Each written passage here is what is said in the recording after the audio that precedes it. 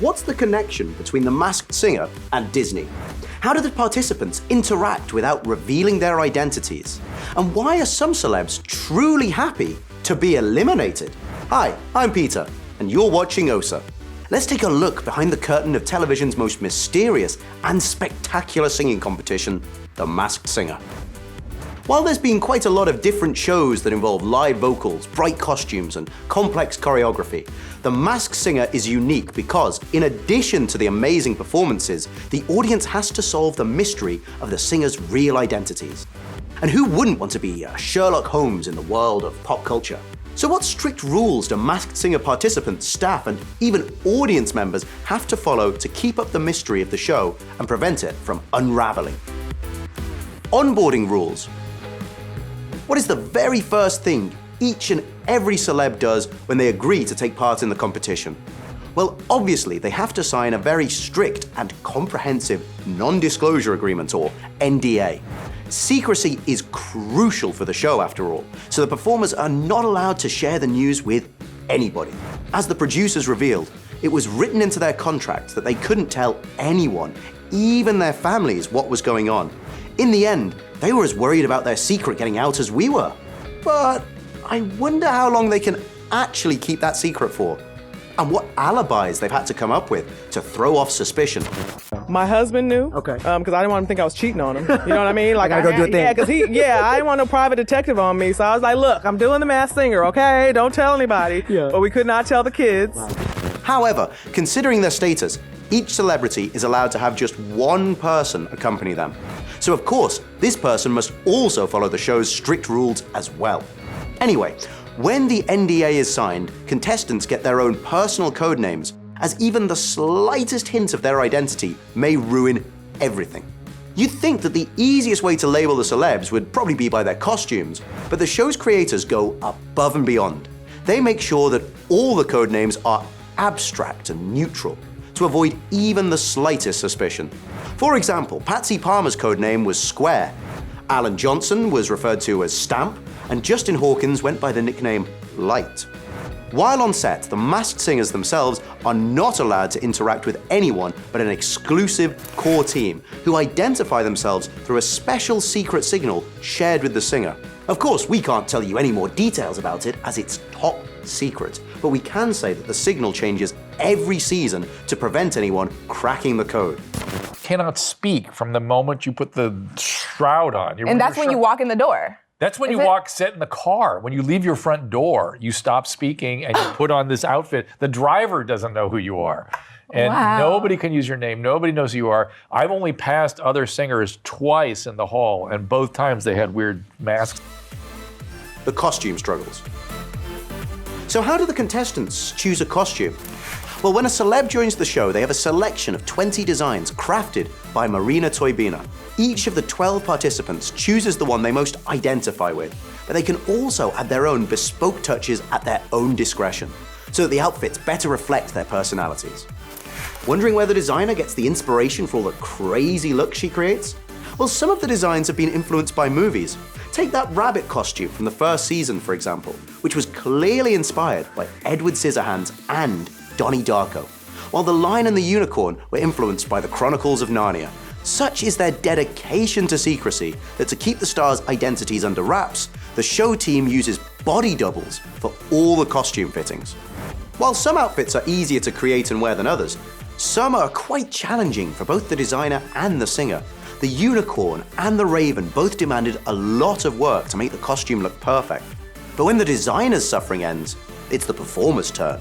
The raven's outfit included 9-foot wide wings, which proved to be really heavy. And those multi-layered masks aren't exactly breathable, so celebs often confess about being more hot and sweaty than they'd prefer for a performance. That's why most of the costumes have hidden fans to keep the singers cool. But these aren't always on, as they make a lot of noise, which obviously isn't exactly compatible with singing and talking on mic. It was like so hot and so kind of uncomfortable, but I wanted to be in that mask. Another challenge for the performers to deal with is poor visibility from the inside of the outfit. As the show's executive producer, Izzy Patrick Ibarra, shared, they really cannot see very much. And that's the most disarming thing for them, is getting on stage. Wanting to get on a stage and sing, and it was great that no one knew who I was, but at the same time it was tough. You know, it's much harder to sing in that suit, more than I can imagine, because the mic is actually this far away from my mouth. So to learn how to project your voice, because I felt like I could sing better when I was practicing in the studio, and then when I got on the stage I was like, why do I sound like that? And poor Queen Bee reportedly suffered crippling claustrophobia in her costume. In fact, when contestants agree on a certain design, they're clueless about the level of effort and struggle involved in transforming into their masked alter egos, which is why some of them are more than happy to quit the series. And if you think that the celebs always have the costumes at their full disposal, well, you're wrong. Derek McLean, the show's executive producer, revealed that they borrowed a strict rule from who else but the Disney Corporation in order to avoid stars in costumes going berserk and spoiling the brand. The stars were only allowed in their costumes for 20 minutes. That's how long Minnie and Mickey Mouse can be in their costumes before going doolally. The masking precautions. Obviously, it takes more than the on-set suits and code names to shield the celebs' identities backstage. The rules of the show demand that the participants wear a helmet and visor, complete with oversized clothes, and proclaim, "Do not talk to me," whenever they arrive anywhere, even slightly related to the show. Some of the contestants even go a little bit overboard, wearing clothes that conceal their identity every time they leave the house. Patsy Palmer's overprotective nature made even the show's staff laugh. She couldn't believe it when we told her afterwards that she could have just put it on in the car. We were all laughing at the image of her in her helmet at the buffet. But that's how seriously the celebs were taking it, shared executive producer Daniel Nettleton. Honestly, they were like ninjas. I don't know how they did the show. I think they were so freaked out because it was something we've never done before. Yeah. So that like all the celebrities are hidden and their whole teams are all hidden as well. So you don't even the other celebrities didn't know who they were. But the masked singers aren't the only ones who have to go undercover while participating in the show.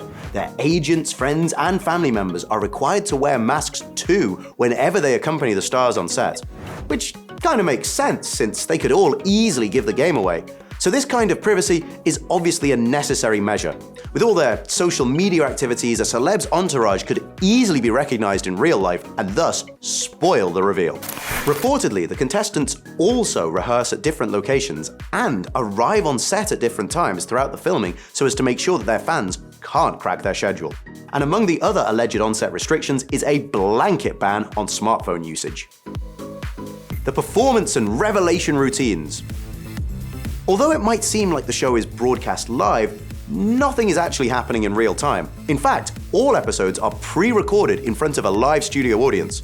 But all the performances and vocals are performed live at the time and are the result of profound preparation by all the separate teams working with each star. And it isn't just the performer and their teams that have to follow regulations. The audience attending the live performances also have a handful of strict rules to follow. No electronic devices are allowed in the studio, and every person signs a special contract binding them to secrecy. In order to help protect the contestants' identities, the audience are not allowed to interact with each other or with the judges except on stage. And this rule even applies when a celeb takes off their mask. How do you rehearse a group routine and not know who's in the group? We rehearsed it not with each other.